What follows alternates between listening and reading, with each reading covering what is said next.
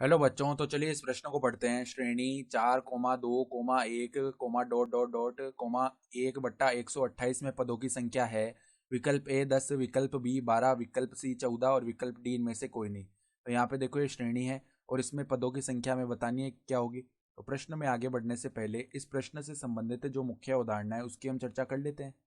तो देखो, मुख्य अवधारणा क्या हो जाएगी। गुणोत्तर श्रेणी में दो क्रमागत पदों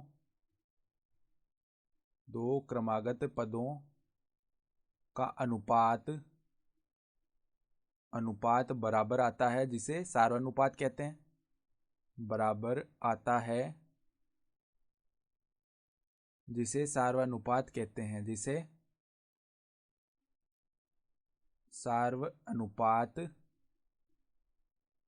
कहते हैं। सार्वनुपात को हम दर्शाते किससे? आर से दर्शाते हैं, ठीक है। और देखो, गुणोत्तर श्रेणी के जो nवें पद का सूत्र है, गुणोत्तर श्रेणी के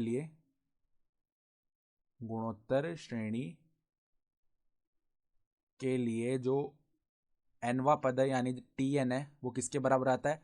पहला पद यानी कि a गुणा में r की घात n-1, ठीक है। जहां पे n क्या है? पदों की संख्या, और r क्या है? सार्वनुपात है।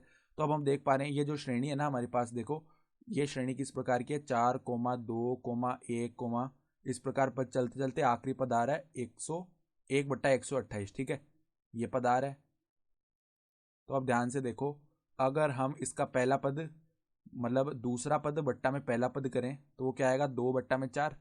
तो ये किसके बराबर आ रहा है? 1/2 के बराबर आ रहा है। इसी प्रकार अगर हम इसका तीसरा पद बट्टा में दूसरा पद करें तो वो क्या आ जाएगा? 1/2। तो हम देख पा रहे हैं कि क्रमागत दो पदों का जो अनुपात है ना, वो सदैव बराबर आ रहा है। यानी कि ये क्या हो गई? एक गुणोत्तर श्रेणी हो गई। गुणोत्तर श्रेणी आ गई है, ठीक है। तो अगर ये गुणोत्तर श्रेणी है तो इसमें पदों की संख्या लिखने के लिए इसका आखिरी पद हमें पता है। तो अगर इसका आखिरी पद कौन सा पद है वो निकाल लें हम, तो वही पदों की संख्या आ जाएगी ना।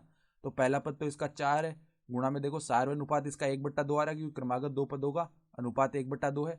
फिर इसकी घात n-1 बराबर में हम 1/128 कर देंगे, ठीक है। तो यहाँ से देखो क्या बनेगा। अब देखो, इस 4 को हम उस तरफ लेके जाएंगे तो 1/2 की घात n-1, और यहाँ पर क्या आ जाएगा?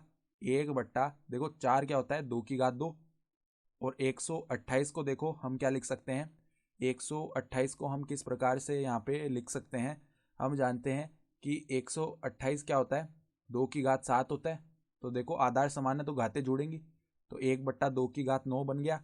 फिर अब अगर हम दोनों तरफ तुलना करेंगे ना, तो 2 की घात n-1 किसके बराबर आ जाएगा? 2 की घात 9 के बराबर। अब यहाँ से आधार समान है तो घातें भी बराबर होंगी, तो n-1 9 के बराबर आएगा। तो n बराबर यहाँ से 10 आ गया है, ठीक है।